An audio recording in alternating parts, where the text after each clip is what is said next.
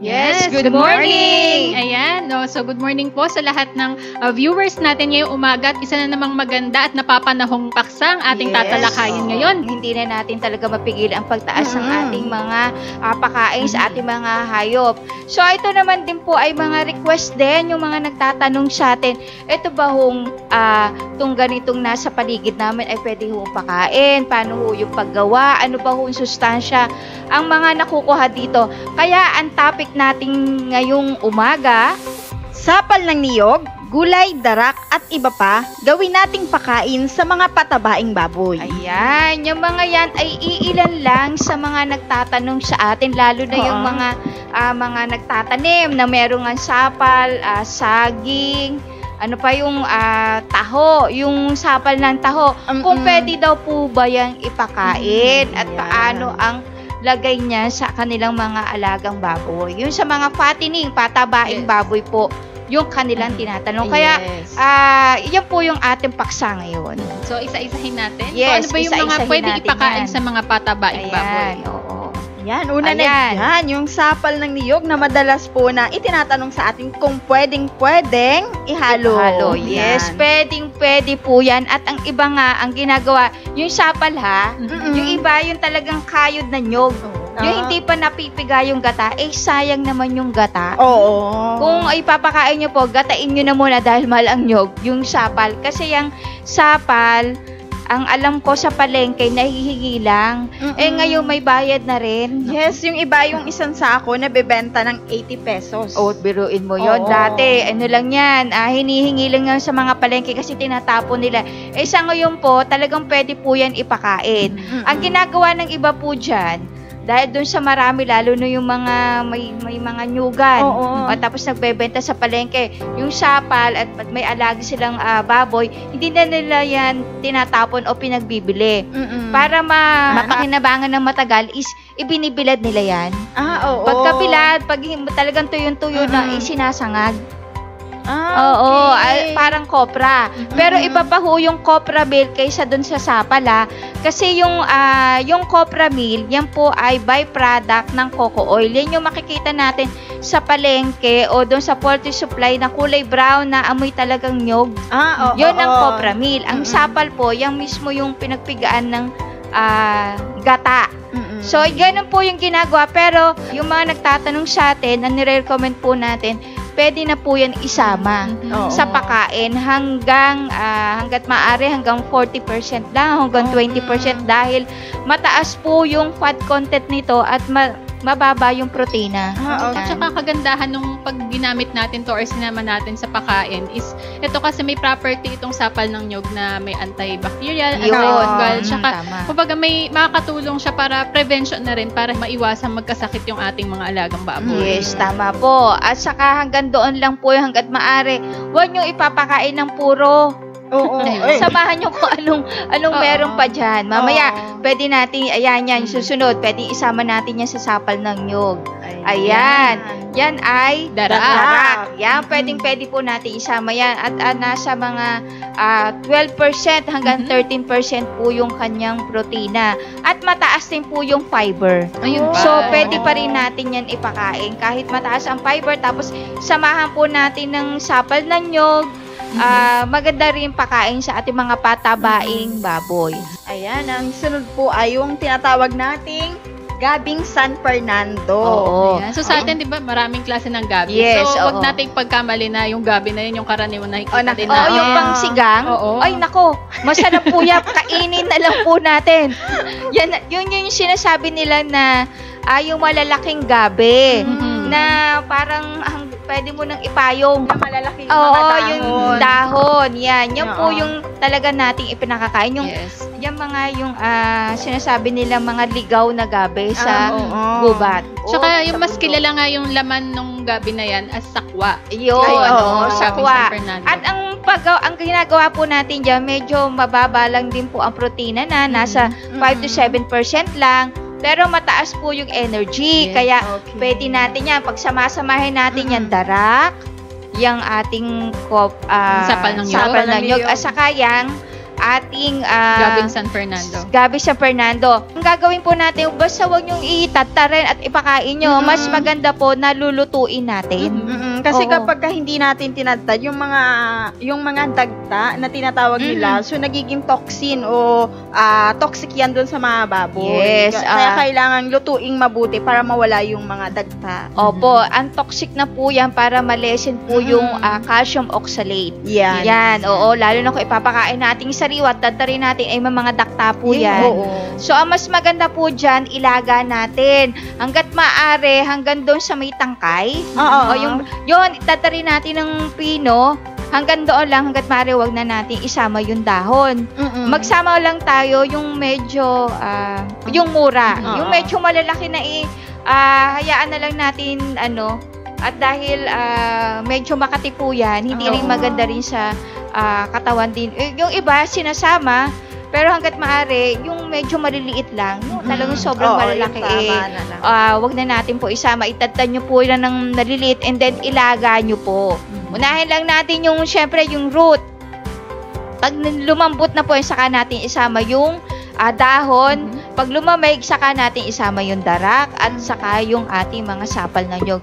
Yan po, pwede na natin ipakain yan. At para sa pakinabangan din ng mas lalo ng mga ating alagang baboy, ang turo din po natin dyan na lagyan natin ng technology pag medyo malamig na siya at saka yung MBM. Siyempre, medyo nagkukulang din po sa vitamins and mineral para mabalanse lang at mapunan din yung pagkukulang doon sa nutriente na nawawala doon sa ating mga ginagawang pakain. Mas maganda po samahan natin ng ganan. Oo, lalo na kapag yung part na niluluto natin, 'di ba? Minsan yung mga minerals niya nagbo-volatile. So, yun para mas yung nutrients na kailangan pa rin ng baboy is masustentuhan. So, yung NBM po ay nilalagay po namin doon para yung makulang na nutrients na yan is ma-fill up. Yes, opo. Yan. Pag malamig na po pag yan ang natin, pag lumamig na siya, saka nating samahan ng ganan. Kapag ipapakain na natin. Yan. Yes, oo. At ayan pa. Yan, ito na nga yung sinasabi natin. Yung kung may gabing San Fernando, ito naman may gabi na or taro, mas kilala. Yan, yung pinakalaman niya, yung taro ang tawag dyan. Yan, At kung medyo doon sa ating bukid ay nagsosobra at hindi na masyado napapakinabangan at medyo matigas-tigas na, pwede po natin ipakain din yan. At lalo na yung dahil medyo malilit ang dahonan, hanggang doon sa bunga, hanggang doon sa dahon, pwede natin ipakain. Yan ba yung kinakain din ng tao? Yes, kinakain yan ng tao. Yan yung ginagawang sa mga taga-Luzon, taga-Laguna, tipay ang tawag po dyan. So, same thing din kung paano yung proseso natin dun sa Gabing San Fernando. Mas maganda lulutuin kasi nga meron siyang oxalate content. Yes, hanggang 80%. So, yung 20% maglagay tayo ng yan sapal, ng nyog, darak, ayan, yan po, samahan natin yan. Okay. Next. Ayan, nako, masarap yan. So, ito naman yung kamoteng kahoy o kilala rin as kasaba. Ayan. Yan yung kasaba hanggang doon sa dahon, pwede po natin ipakain sa ating mga padabaing baboy at pwede iluto muna natin. Ang ginagawa kasi may nakita lang ako kahapon sa YouTube, taga ibang bansa naman. Ang ginagawa nila hanggang doon sa balat, inilalaga nila. Sinasama yung balat. Pero sa atin, hanggat maaari, alsin na lang natin. Oo, kasi meron po ding meron po din po yan mga toxic na cyanide. Cyanide na tinatawag na nakaka-harm din sa ating mga alaga. Ang maganda po dyan pag nilalaga natin ay ating huwag tatakpan para yung substance na yon ay mag-evaporate. Mag-evaporate. So, wala na yon. At yung mga balatnan, mapapakinabangan pa rin naman yan Bawat meron tayong baka, yan, pwede natin isama yan. Kahit hindi na po natin lutuan, ipakain natin. Pwede po yan sa baka. Siyempre, iba naman kasi ang stomach ng ruminants kaysa doon sa ating mga baboy. Kasi ang baboy, monogastric yan, katulad ng stomach ng tao. Kaya kung anong kinakain ng tao na pwede ipakain natin sa mga baboy. Oo, kasi minsan, na-curious na ako, kasi itong kasaba, madalas na kapag may mga nagbibigay sa atin ng mga, nagpapaformulate ng mga ingredients, madalas kasama yung kasaba na yan. Ano bang makukuhang protina or nutrients dyan sa kasaba? Yan, ang kasaba po, mataas din ang protina na, pero na mga nasa around 8 to 9% lang. Ang mataas po dyan is energy source yan. Yung carbohydrates. Oo, yan. carbohydrates. Kumbaga, may mga dahon-dahon tayo dyan, tama, kasi source po ng protina din yung ating mga dahon at samahan nyo doon ng root. So, magkukumbine na rin niya. Meron ng energy, meron na tayong protina, at syempre, magkukulang pa rin. Wala rin tayong mga vitamins, amino acids, mga nagkukulang po. Kaya, sinasamahan din po natin ng NBM Plus yung ating Atobi. Ayan. Okay, next. Yan. Meron din tayong kamoting Naku, ang sarap na. or sweet potato. Sweet potato, yung kamoting bagin na tinatawag. Pwede natin isama yung balat dyan. Kasi sa totoo lang, tayong mga merienda natin yan, hugasan mo lang ng konti. Masarap yung balat nan. Kasi ako, yung alam kong saan nanggaling yung kamote, at ilalaga mo lang, pati balat kinakain. Masarap ang balat nan. Oo nga. Masustansya. Kaya sa baboy, pwede rin. Basta hugasan nyo lang po ha. Hindi yung baka pagkakakuha na pagkakahungkay natin sa ating bukid, Kinakain na kagad. hindi naman, ilalaga. At kasama syempre yung lupa. Hugasan din po natin, syempre, para malinis din po yung kakainin ng ating mga alaga. So, yan, pwede na mo rin hanggang doon sa, alam mo, mas mataas ang protina ng dahon. Oo, nasa 21% po yan hanggang doon sa bagin. Pero pag dinaray natin yan. Pero kung hindi naman, kasi may mga certain protina, pag green, violet, at hanggang doon sa combination. Ang protina nan, pag nasa green, ay nasa 8% lang. Tapos kung violet naman, nasa 7%. At kung yun naman yung mga vines, mga 2 to 3%, yan ang mga protina na. So, malaking bagay din. So, tatarin mo lang yan, pagkalaga nung ating root, and then, pag medyo maganda dyan, pag nalaga na siya, at hindi na kumukulo, saka mo ilagay para hindi yun naman masyadong, lutong-luto. Mas maganda po yun. Para din sa tayo, nakain natin yung salada, di ba? Blush lang natin, tapos lalagyan mo ng overcook. Oo, di ba? Mas masarap. Ganon din po, mas makukuha yung sustansya nan once na napakuluan lang. Ayan. Okay, next. Yung azola. Ayan, oo. Yan ang unlimited yan. Kasi nasa 28% ang protina nan. So, unlimited po yan kahit saan pwede natin isama. Kung nagko-commercial feeds ka, hanggang 50% na percentage, pwede mong isama. 50% ng commercial feeds, 50% na azola. So, depende po yan sa inyo, pero hanggang 100% pwede po natin gamitin. Pero, syempre, high protein lang siya. So, wala siyang masyadong energy. So, nagkukulang pa rin. Pwede mo yan isama dun sa mga kamote. Kamoting kahoy, kamoting bagid, taro. Pwede yan. Pwede mong isama dyan para at least kulang man yung protina doon sa ating mga kamoting kahoy na yun. May pang tapal naman tayo ng protein para mas mabalanse yung ating pagpapakain sa ating mga alagang baboy. Kangkong. Ayan, napaka-common yan.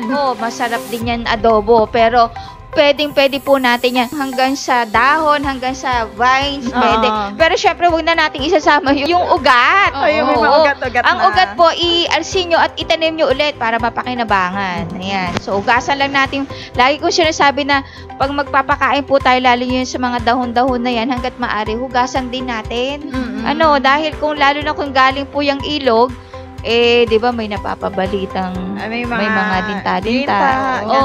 Syempre, ating alaga, buhay po yan. So, dapat malinis din po din yung ating pagpapakain sa kanila. Kasi minsan may mga bacteria, may mga uod na hindi ka agad-agad namamatay kahit sa loob ng katawan, nabubuhay.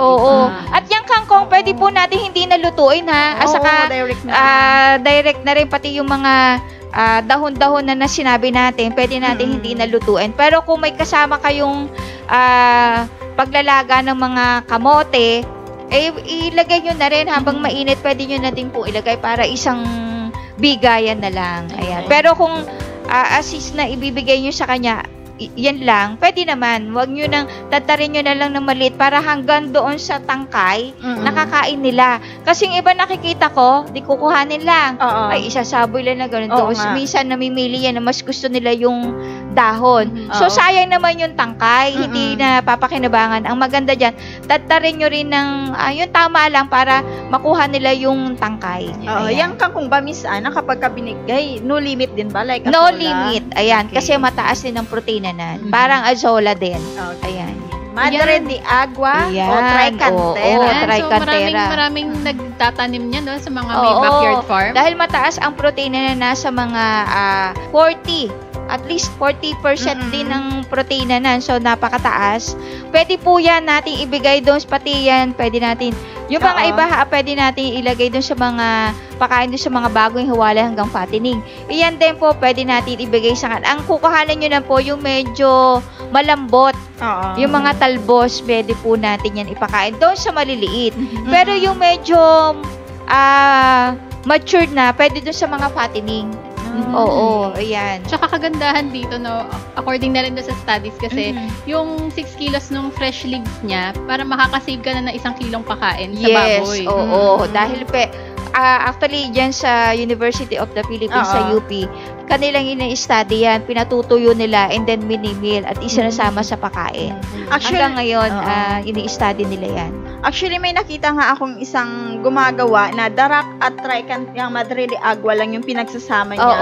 Tapos, yun yung pinapakain niya doon sa kanyang alaga. Yun ba, Miss Ana, isapat na yung darak at saka yan lang? Pwede naman yun, yun lang ang ipakain. Pero, ang hindi lang kagandahan din doon, imbes na makaharvest tayo ng 4 months, ma-harvest na natin, makukuha na natin yung tamang timbang nila. Pero yung medyo mapapahaba. Okay. Pero lalaki sila, makukuha nila. Ang pag-aalaga lang, doon lang tayo nagkakatalo. So, hindi pa rin sapat na darak at saka yan lang. Ipakain. Pero, mas maganda yan, samahan mo ng gabi. Ayun. Yun, yung gabi. Imbis na ganan, samahan mo din ng gabi. Bawa, naghahalo ka at nakapaglaga ka na, isama mo na doon, isama mo na kung ang pagpapakain natin is wet feeding. Yun, pwede po natin yan. Pero kung nasanay sila ng dry feeding, pwede muna samahan din ng commercial feeds yan. Ayun, doon mo isama. Then, huwag yung kakalimutan na lagyan pa rin natin ng technology plus yung ating ingredient. Ayan. Ito naman, ipil-ipil. Ayan, oo. Actually, ang akala ng iba, sa mga ruminants lang, kambing, baka pwedeng ipakain. Pero pwede po rin natin ipakain yan sa fattening. Hanggat maaari, hanggang 10% lang, wag tayo may exit doon. Dahil may mga substance din na may musin, nakaka-harm sa ating mga alagang baboy. Dahil, lalo na kung ito ay papakain natin sa mga breeder, sa mga inahin. Dahil, nakaka-cause po yun ng abortion. Yan po, yan. So, hanggang 10% lang din po. Hanggang doon sa, di ba, iba may tangkay. Pwede yun. Actually nga sa ibang bansa, ang ginagawa nila dyan, dinadry nila at isinasama sa feeds. Ayan tayo, dahon lang ng ipil-ipil or kasama yung bunga? Mas maganda kung pwede kasi yan, doon sa nagtatae. Pwede natin isama yan. Yung iba nagsasama ng bunga. Pero ang mas maganda, isama mo yung mura. Pero hanggat maaari, yung sa baboy, kasi sa ruminants iba kasi yung sinasabi ko nga, iba yung kanilang stomach. Kasi ang ruminant 4 compartment na stomach yan ang baboy isa lang, kaya monogastric isa lang. So yun, baka maka-harm doon sa ating mga alaga. So yung dahon na lang hanggang doon sa tangkay, pwede nating ipakain. Ayan, yung mga banana peels. Masarap pinagbalatan. Oo, pinagbalatan. Pwede bang balat na lang sa kanila? Pwede po yan. Kung ang pakakain natin, yung green, mataas yung protina na. May iba-ibang protina pa rin yan. Ang gagawin lang natin, tatarin nyo lang, kat maaari, wag naman yung ka-harvest nyo lang, tapos kasi may takta din yan O pwedeng masugatan, yung bibig ng ating mga alagang baboy. Yan naman yun. Kung ipapakain natin, hayaan mo munang mag-ano ng ilang araw, saka mo ipakain. Kaya nga yung iba, di ba, yung mga dinadry muna ng konti. Reject na sa palengke. Yun, pwede rin kasama na yung balat tsaka laman. Oo, yun. Mas maganda din yun. Itatarin nyo lang ng konti. At mas maganda dyan, isamahan mo na rin ng para mag-combine yung lasa. Isamahan mo ng mga hinog-hinog. Oo, yan. Mas, yung mga hindi nabibili sa palengke, pwede natin ipakain yung, huwag naman po yung sobrang talaga naman na labsak na yung talagang pantapon na i-compose nyo lang para pataba sa ating mga sa mga halaman. So, naman, separate na may makukuha ka ng sustansya doon sa balat pa lang. Bukod pa yung laman. Bukod pa yung laman. Kung nagtitipid ka, kainin mo muna yung laman at yung balat, diba? Ganon. How about yung Miss Ana? Ayan, bunga. Yung katawan naman, kasi may mga nakikita ko, nagpapakain ng katawan ng saging, yung mura. Oo, yun yung tinatawag nilang saha ng saging. Saha o yung ubod. Ang iba, ang kinukuha nila yung putina, kasi mas malambot yun. Yung iba naman talagang sa tipid naman, sinasama na yung matigas. Hanggat pari yung malambot lang po, medyo yung naandun sa loob na yung kulay puti. Tatarin nyo lang po yan ng pinong-pino, pwede na ipakain natin ng sariwa na ganon. At yung maliliit pa lang, yung iba nga nakita ko sinapchap na, tapos sinama na, pinakain na ganon. Siyempre, okay lang yan doon sa mga fattening na malalaki na, harvest na. Pero kung bagong walay at gusto mo ipakain yan, tatarin nyo ng maliliit. At pwede nyo rin po yan isama doon sa mga kung maglalaga tayo ng gabi. Pwede pong isama yan. So, maganda pero yung nutrients content. Ang nutrient din na more on sa water kasi pataas din yung energy na. Ang protina, konti lang po yan, mga 3% lang. Pero meron protina pa rin. Kung yan din, di para mabalanse lang din yung sustansya na mabalanse lang ng konti, pwede naman nating samahan ulit ng ating Atubi at NDM. Saka aside dun sa saha, di ba pwede rin ipakain yung puso ng saging? Oo, yung iba. Nagpapakain din. May napapakain. Kaso nga lang, dapat wala nang dakta. Hanggat maaari, isama nyo na dun sa paglalaga. Hanggat huwag na natin pakain kasi tayo ng tao, di ba? Yes, oo, di ba? Hindi pinipigaan mo muna. Kaya pigaan mo, hugasan mo ng mabuti, pigaan mo. Maiwasan lang nating okay lang tayo magpakain kung anong nasa paligid natin. So, ituri lang din natin na ang papakainin natin may buhay. Siyempre, yung mga nakakasama sa atin at katulad nga din ng tao, yan yung kanilang stomach. So, ganun din natin i-treat. Hanggat maaari, siyempre, konti lang naman yun. Tinatamad ka maglaga, tatarin mo lang naman, hugasan mo buti, pigaan mo para mawala lang naman yung yung dakta. Dahil makaka-harmful din naman sa ating mga alaga. Hindi mo alam, ito lang ang pinakain mo. Yung pala, yun yung naging cause ng sakit nila. Yung iba naman ang ginagawa nila para hindi na yung ganong maglamas-lamas or sa hapon pa lang, tinatagtad na nila para sa magdamag na yun, yung dagta, so kinabukasan, pakain mo na. Yun, pwede. Ganun po yung gawin natin. So, sagarin na natin, paano naman yung dahon ng saging? Pwede rin ba yun? Yung dahon ng saging, alam ko sa rabbit yung pinapakain. Oo. Pero yung iba nagpapakain, kinakain din ng baboy. Oo. Pero, sa native ba? Sa native, pwede. Ang native naman, kahit ano yan Pero, syempre, kung meron naman tayong ibang ipapakain na katulad ng mga ganito, yun na lang pakain natin. Ay, ito na maraming nito. Isa sa pinagkukunan, di ba din yung yung kuhol, marami kasi yan sa atin. Yes. So, yun ay pwede bang ihalo din sa Yes, pakain? oo. Naku, napakaganda ng protina po na. Nasa 28% ang protein ng kuhol. At maganda rin pong source din ng calcium yan. Siyempre, kung malalaki yung shell, lagain nyo na muna. Siyempre, hindi natin alam kung minsan kung saan natin nakukuha. So, para mawala lang din yung bakterya ilagaan nyo lang, tapos kuhanin nyo yung medyo maano nga lang, basagin nyo na lang, tapos kunin nyo yung meat, and then, ayan yung kuhol. So, pwede natin isama yan. Pwede nyo po natin pagsama-samahin yan yung kuhol, yung gabi, may mga dahon-dahon kung ilan man. Mas maganda, o pag pinagsama-sama, may protein ka na, may carbohydrates ka na, may konti kang amino acid, mga vitamins, mineral dyan. So, dagdagan mo na lang din para tayo makasigurado para ng Atubi Plus yung NBM, para sigurado tayong balance. Lahat ng nutrient na kailangan ng baboy, andun na. So, kahit yan lang yung pinapakain natin, makikita mo, maganda ang laki ng ating mga patabaing baboy.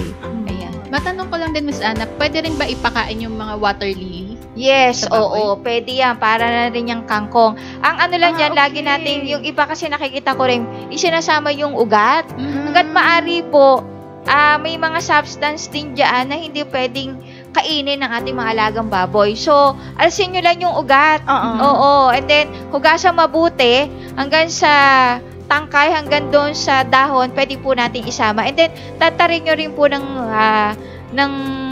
maliliit na piraso. Then, pwede na po natin hindi yan lutuin. Pwedeng as is, pwede natin siyang ipakain. Kung yan lang po yung ating ipapakain. Pwede. Yung mga prutas naman, Miss Ana, na mga nabubulok lang. Or yung mga overripe na. Yan, oo, pwede po yan. Pwede natin ipakain yan. Imbis na mapakinabangan ng lupa o pataba, ipakain mo na lang muna din sa ating mga baboy. Kahit yung mga pinagbalatan ng prutas? Ang prutas, pwede yung mga papaya, pero yung mga pinagbalatan, may mga ano din yan, substance. Yes. Itapon na lang natin yun. Saka pala, reminders doon sa magbibigay ng azola. Diba, galing yan sa ilog, galing kung saan yan. Yung iba, ready, pagka-harvest, ipapakain na natin. Hugasan nyo naman po, kasi may mga ugat yan na may mga konti, hindi mo alam kung baka may bakterya o may uod. So, baka makain pa rin. Hugasan nyo na lang din para mas bago natin pakain sa ating mga alaga. Ayan. So, ilan lang din po yan doon sa ating mga pwedeng ipakain. At kasama din po dyan na hindi natin nabanggit yung mulberry. Ay, nako, wag natin yung mas kainin na natin yung bunga, ha? Yung dahon. Dahil pwede rin natin ipakain yan. Mataas ba saan ang mulberry? Ang mulberry is mataas din sa, konti lang yung protina nan, pero ang maganda dyan, nakakapag-enhance ng kulay at lasa ng ating karne ng baboy. Yun. Pwede po yan. Akala nyo, pwede lang sa mga ruminants. Pwede po yan sa baboy yan. Isa yan. Pwede. Yung mga, hindi pa natin nabanggit. Malunggay. Ayan, pwede natin ipakain yan. At yung sapal ng taho, hindi natin nabanggit, pwede rin po yan. Ang maganda po dyan, kung ang supplier natin is, alam nyo, legit, pwede nating i-stock yan. Pero yun dun sa iba, hanggat maaari, pakuluan nyo na muna. Kasi alam mo yung bacteria kasi nan eh. Yung sapal kasi more on, nag-ano na yan eh, nag-ferment na. So, para maiwasan lang yung pagkapanin, syempre, kahit baboy po yan, hanggat maaari, wag na ho natin papakainin ng mga panis-panis. Kung medyo bumubula, at alisin yung bula, at pakuluan nyo, syempre, para at least maiwasan din yung pagkakasakit ng ating maalaga. Pero pag mga ganan din yung ating mga pinapakain, para makasure po tayo at ligtas dun sa mga bakterya, nilalagyan natin ng atubig. Ayan, para maka-sure na walang bakterya o harm doon sa ating mga papakainin, lalo na yung mga ganang sapal, ng taho, yung mga nakukuha lang natin, yung mga hindi naman naiiwasan talaga, yung mga leftover natin, ayan po. Ayan, pwede naman yan. Yun din sa mga nabanggit natin, pwede po natin yung pagsama-samahin. Depende po doon ilang yung source nyo. Basta lang po yung tama yung ating preparation. Yes. Oo, yun ang mahalaga dyan. Huwag natin, lalo na yun nasabi natin mga kamote, mga root crop, hanggat maaari, ay lutuin natin bago natin ipakain sa kanila. Kung ano lang yung source nyo nan, tapos lalagyan nyo ng commercial feeds, doon po tayo magbabalance kasi iba yung sustansya na para mabalanse yung ating pagpapakain sa kanila. At syempre, kasama na rin ma-reduce yung feed cost nyo. Yeah. So, ibang ginagawa nga na may commercial feeds, minsan ina-alternate nila. Minsan or parang pang-merienda lang pang-merienda. Pwede po yan yung mga nabanggit namin na meron kayo. Pwede po yan. At doon sa mga bago palang mag-aalaga, ay, marami pala kaming gana. Pwede palang ipakain. Opo, pwede po yun sa mga nabanggit po namin. At kung meron po kayo, at least, makaka-reduce sa inyong pakain sa ating mga patabaing baboy. So, sana po ay nakatulong yung aming mga nabanggit na mga pakain na nakapaligid sa inyo at nagbabalak kayo na mag-alaga. Iyan po, mga alternative na pakain na pwede po natin pakain sa ating mga patabaing baboy. And always remember, Team Atovi will continue to educate, share, and inspire others. Bye-bye! Bye-bye!